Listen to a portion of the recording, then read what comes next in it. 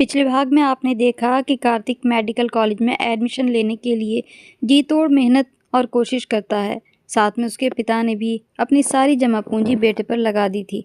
उन्हें पूरा विश्वास था कि बेटा कार्तिक इस बार तो सफल हो ही जाएगा, क्योंकि इससे पहले 2 बार वह एंट्री टेस्ट में असफल रहा था। लेकिन पिता उसको हौसला देते रहे, कहने लगे कोई बात नहीं, इस बार तुम ज़रूर कामयाब हो जाओगे, थोड़ी सी मेहनत बस और ज़्यादा करो। पर जब तीसरी बार भी कार्तिक को असफलता का सामना करना पड़ा, तो एक तरफ कार्तिक तो टूट ही गया था, उसके पिता भी बहुत ज़्यादा अपने बेटे से मायूस हो चुके थे। इसीलिए अब वह अपने बेटे से नाराज़ थे और उससे बात नहीं कर रहे थे। पिता के इस व्यवहार ने कार्तिक को बहुत ज़्यादा तोड़ कर रख दिया था। इस सब के चलते कार्तिक ने एक बहुत बड़ा फैसला ले लिया था, जिसकी किसी को उम्मीद भी नहीं थी। एक शाम कार्तिक अपने कमरे में बैठा कुछ सोच रहा था। फिर उसने अपने पिता के नाम एक पत्र लिखा, माँ के लिए भी कुछ लिखा, और फिर उसके बाद वह पत्र अपनी टेबल पर रखकर वह घर से बाहर निकल गया। ये शाम का समय था। चलते चलते अंधेरा गहरा गया था। अचानक से कार्तिक सड़क के बीच में चलने लगा। तभी एक तेज रफ्तार गाड़ी पीछे से आ रही थी और उसने कार्तिक को टक्कर मार दी। उसके बाद कार्तिक दूर जा गिरा और उसकी आंखें बंद हो गईं। अब देखिए आगे क्या होता है। मायूसी में डूबा अपनी सोचों में गुम कार्तिक सड़क के किनारे किनारे चला जा रहा था। लेकिन अंधेरा जो गहरा गया था, बस आने जाने वाली गाड़ियों की लाइटों से कुछ पल की रोशनी होती और फिर अंधेरा छा जाता। अंधेरा तो इस समय कार्तिक की जिंदगी में भी छाया हुआ था। कार्तिक को अपनी माँ की बहुत याद आ रही थी। वह कभी अपने पिता को, कभी अपनी माँ को याद करके लगातार रो रहा था। पर वह क्या करता, वह भी अपनी जिंदगी से तंग आ चुका था। कार्तिक की कड़ी मेहनत के बावजूद भी उसकी असफलता ने उसको अंदर तक तोड़कर रख दिया था। फिर अचानक ही कार्तिक ने सड़क के बीचों बीच चलना शुरू कर दिया। आती जाती गाड़ियों की लाइटें उस पर पड़ रही थी। पीछे से आने वाली सभी गाड़ियां उसे हॉर्न दे रही थी। कार्तिक यूं ही चला जा रहा था और फिर पीछे से एक गाड़ी आ रही थी। वह लगातार कार्तिक को हॉर्न दे रही थी और कार्तिक को बचाने की कोशिश कर रही थी। तभी उसके बराबर से आने वाली गाड़ी ने कार्तिक को एक जोरदार टक्कर मारी और कार्तिक सड़क के किनारे दूर जा गिरा। उसके सर से खून बह निकला और उसकी आंखें बंद हो चुकी थी। वह गाड़ी वाला तो कार्तिक को टक्कर मारकर भाग चुका था, लेकिन पहले वाली गाड़ी जो लगातार उसे हॉर्न दे रही थी, साइड में वह गाड़ी रुकी और उसमें से एक आदमी उतरकर भागकर कार्तिक के पास आया। उसने कार्तिक की सांसें चेक की। कार्तिक अभी जिंदा था। यह आदमी रामदीन था, जो एक व्यापारी के साथ यात्रा कर रहा था। रामदीन और उस व्यापारी ने मिलकर जल्दी से कार्तिक को गाड़ी में लिटाया और अस्पताल की तरफ गाड़ी को दौड़ा दिया। जल्दी ही वह शहर के अच्छे हॉस्पिटल में पहुंच गए थे। रामदीन और उस व्यापारी ने मिलकर कुछ पैसे डॉक्टर को दिए और कहा कि इस बच्चे को कुछ नहीं होना चाहिए। कार्तिक बहुत भाग्यशाली रहा था कि इतने बड़े एक्सीडेंट के बाद भी उसे मामूली चोट आई थी। सर में कोई अंदरूनी चोट भी नहीं थी। दूसरी ओर कार्तिक के घर पर उसकी माँ अपने बेटे के लिए परेशान थी। वह बार बार अपने पति से कह रही थी कि कार्तिक अभी तक घर वापस क्यों नहीं आया, न जाने कहाँ चला गया। प्रकाश ने बेरुखी के अंदाज में कहा, आ जाएगा वापस, अब उसके पास बचा ही क्या है कोई काम करने के लिए, बस अपने दोस्तों के साथ मिलकर वापस आ जाएगा। लेकिन यह रात गहरी होती जा रही थी। माँ का दिल अपने बेटे के लिए तड़प रहा था। जब रात के 11 बजे थे और अभी तक वह वापस नहीं आया, तो अब प्रकाश भी अपने बेटे के लिए परेशान होने लगे थे। उन्हें अपनी पत्नी को तसल्ली दी और कहा, मैं जा रहा हूँ पता करने, उसके दोस्तों के पास जाऊँगा। उम्मीद है वह अपने दोस्तों के पास ही बैठा होगा। प्रकाश जी उसके एक एक दोस्त के घर गए, लेकिन किसी को कुछ नहीं पता था। प्रकाश काफ़ी परेशान हो चुके थे। उनका वापस घर जाने को दिल नहीं कर रहा था, क्योंकि शोभा बार बार अपने बेटे के बारे में पूछेगी, लेकिन उसके पास बताने के लिए कुछ भी नहीं था। उन्हीं सोचों में प्रकाश गुम था कि मास्टर अमित ने उन्हें देख लिया। मास्टर अमित उसके पास आए और परेशानी की वजह पूछी, जिस पर उन्हें बताया कि कार्तिक कहीं मिल नहीं रहा। रात के 12 बजने वाले हैं और उसका फ़ोन भी बंद जा रहा है। मास्टर साहब ने प्रकाश से पूछा कि तुमने अपने बेटे कार्तिक से कुछ कहा तो नहीं था। मतलब फेल होने पर कोई गुस्सा तो नहीं किया? जिस पर प्रकाश ने मास्टर साहब को सारी बात बताई और बोले, मेरी गलती थी कि मैं अपने बेटे से नाराज़ हो चुका था। हालांकि इन हालात में मुझे उसका साथ देना चाहिए था, लेकिन मैंने ऐसा कुछ भी नहीं किया। मास्टर अमित ने कहा, कमाल करते हो प्रकाश भाई, गलती पर गलती किए जा रहे हो। उस दिन भी मैंने आपको समझाया था, लेकिन आपको मेरी बात समझ नहीं आई थी शायद। कार्तिक अभी बच्चा था, नासमझ था। उसे तो सपोर्ट की ज़रूरत थी, लेकिन उसे सपोर्ट करने के बजाय उल्टा आप ही उससे नाराज़ हो गए। औलाद पर जब बुरा वक्त आ जाए तो माता पिता और बड़ों का ही फ़र्ज़ है कि उनका साथ दें, ना कि उनसे बेरुखी कर बैठें। खैर, अब मैं आपको इस बात की सलाह दूंगा कि मेरे साथ पुलिस स्टेशन चलिए। वहाँ पर कार्तिक की गुमशुदगी की रिपोर्ट लिखवाते हैं। हमारे पास और तो कोई दूसरा रास्ता नहीं। लेकिन प्रकाश अभी भी यही कह रहे थे, नहीं ऐसी कोई बात नहीं जो आप सोच रहे हैं। ऐसा कुछ नहीं है। मैं जानता हूँ कि वह कहीं चला गया है और वापस आ जाएगा। बस मुझे उसकी माँ की चिंता हो रही है। वह अपने बच्चे के लिए काफ़ी परेशान है। प्रकाश ने पुलिस स्टेशन जाने से भी इनकार कर दिया और यही कहा कि फ़िलहाल मुझे अपनी पत्नी को संभालना है। वह घर गया तो शोभा उसके इंतज़ार में थी। जैसे ही दरवाजे के अंदर घुसा तो उसने बेचैनी से अपने पति से पूछा कि मेरा बेटा वापस आ गया? कहाँ है कार्तिक? वह आपके साथ नहीं है? प्रकाश अपनी पत्नी को झूठी तसल्लियां देने लगे कि परेशान मत हो, वह वापस आ जाएगा। बगैर बताए कहीं चला गया है। लेकिन परेशान क्यों हो रही हो? शोभा कह रही थी कि कैसे मैं परेशान ना हूँ।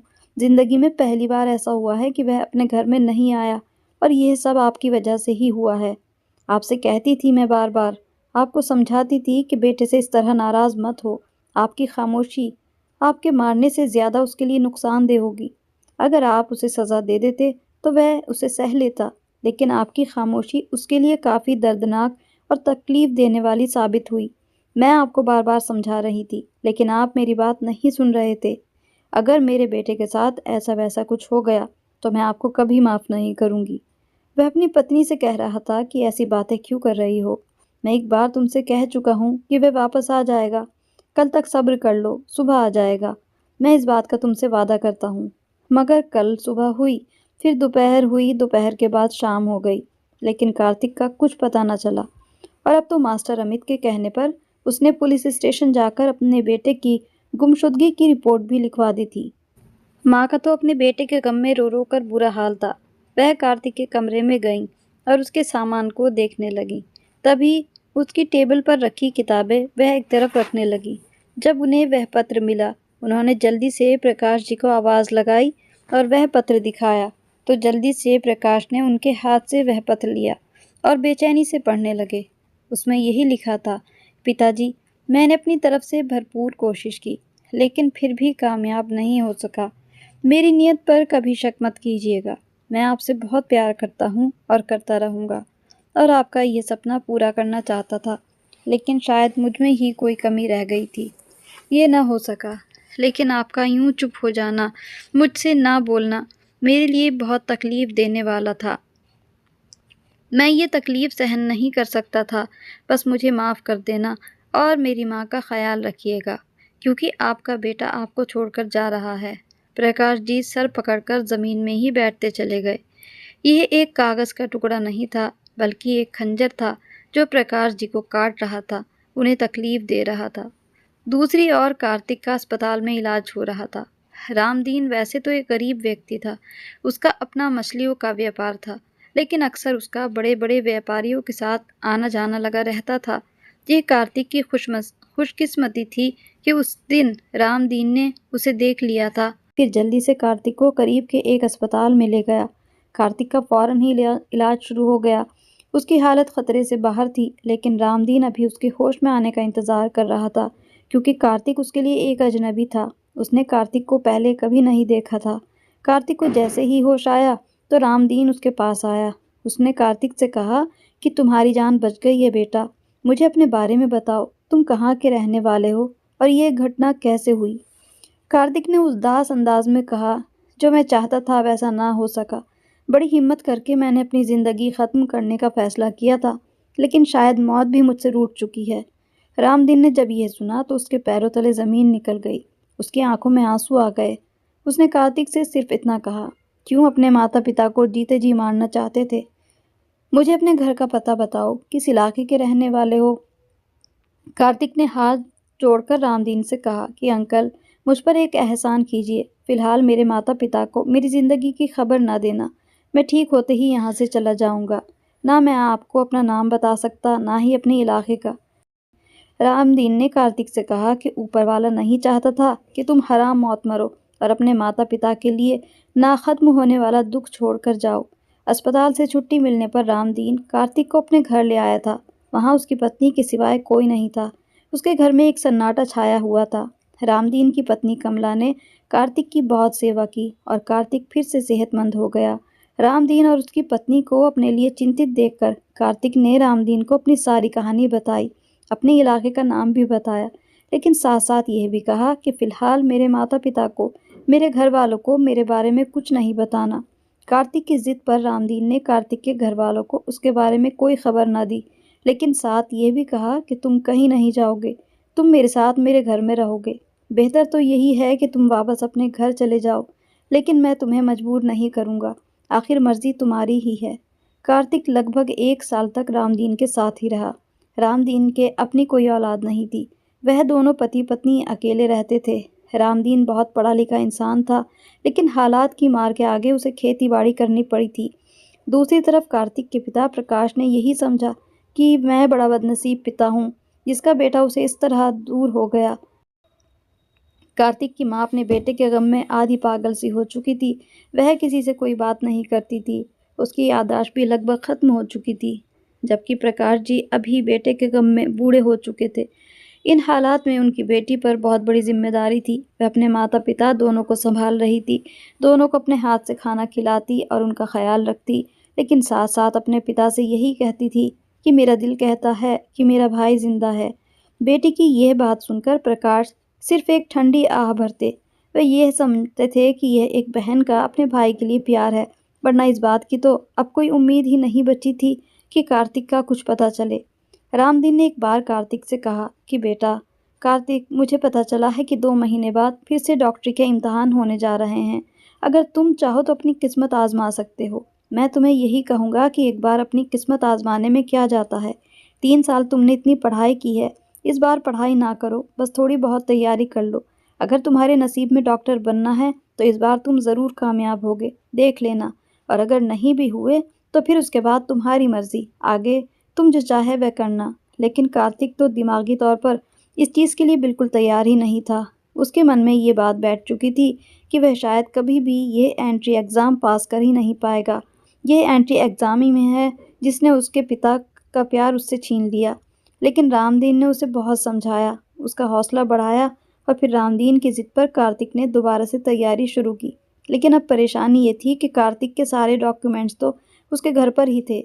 रामदीन से कार्तिक ने कहा कि मेरे सारे डॉक्यूमेंट्स तो मेरे घर पर ही हैं, आपको किसी तरह से वह सारे डॉक्यूमेंट्स लाने होंगे। पर ये आप कैसे कर पाओगे? ये मुमकिन नहीं है, क्योंकि मैं जानता हूँ जब आप डॉक्यूमेंट्स लेने जाओगे तब ये बात खुल जाएगी कि मैं ज़िंदा हूँ।